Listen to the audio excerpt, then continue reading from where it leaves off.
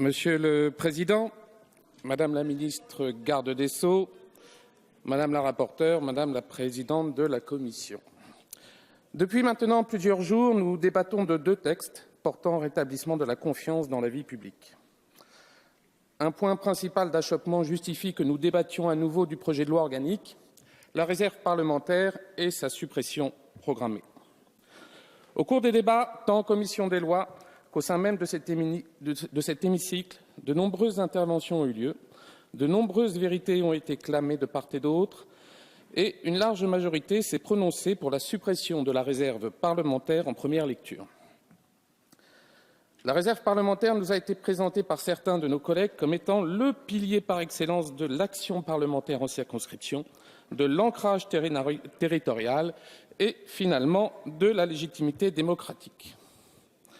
Alors que légiférer, contrôler l'exécutif et évaluer les lois adoptées forment le principal de notre mission, il nous a été expliqué, à nous, débutants que nous serions, sortis de nulle part, qu'il convenait de maintenir un dispositif manifestement anticonstitutionnel et dont nos compatriotes considèrent qu'il représente un avantage indu de notre mandat.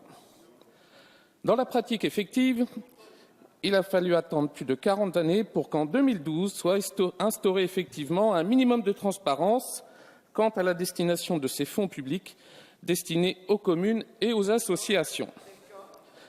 On peut donc aujourd'hui, grâce à ces moyens de transparence mis en place, mesurer et constater combien l'expression député des villes et député des champs trouve toute sa dimension. Je m'explique. En effet, combien de petits territoires ou de petites communes ont-ils été financés par les parlementaires de Paris, Lyon et Marseille, pour ne citer que les trois plus grandes villes de France?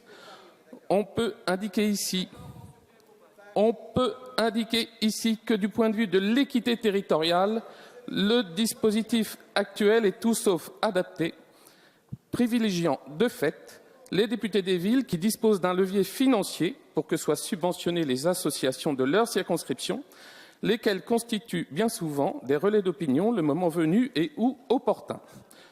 D'autres associations d'objets confessionnels ont également été subventionnées et ça doit nous amener là à nous interroger sur le respect ou non du principe de laïcité auquel nous sommes tous attachés, j'en suis persuadé.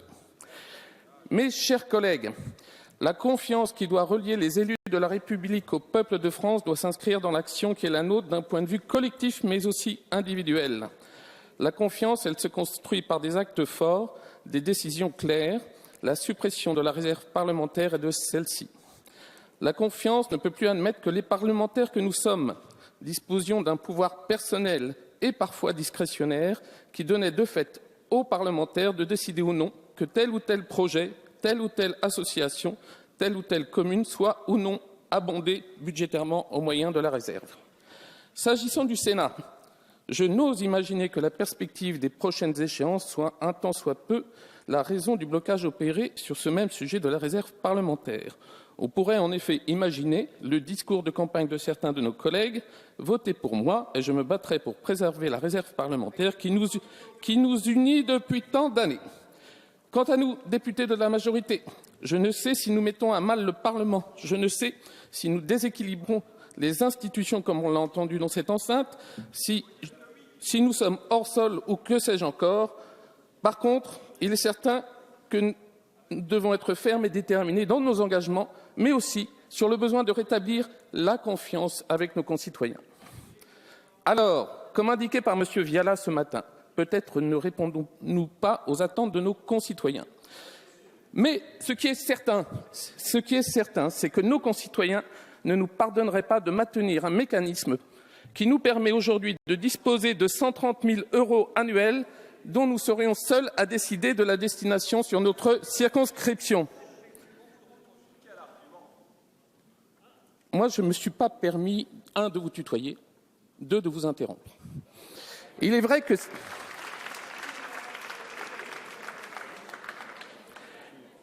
certains collègues comme Dominique Potier ont su mettre en place des mécanismes de transparence. Mais ce qu'il convient de souligner, mes chers collègues, c'est que nous devons être vigilants, exigeants et surtout convaincants lors de l'examen du projet de loi de finances pour 2018 et principalement sur les crédits ouverts aux collectivités locales. L'investissement public et notamment celui des collectivités locales est en effet essentiel à la croissance économique. Aussi, la suppression de la réserve, si elle répond à notre volonté de changer les pratiques, on ne peut sérieusement affirmer qu'il s'agit d'une prérogative. Je vous remercie.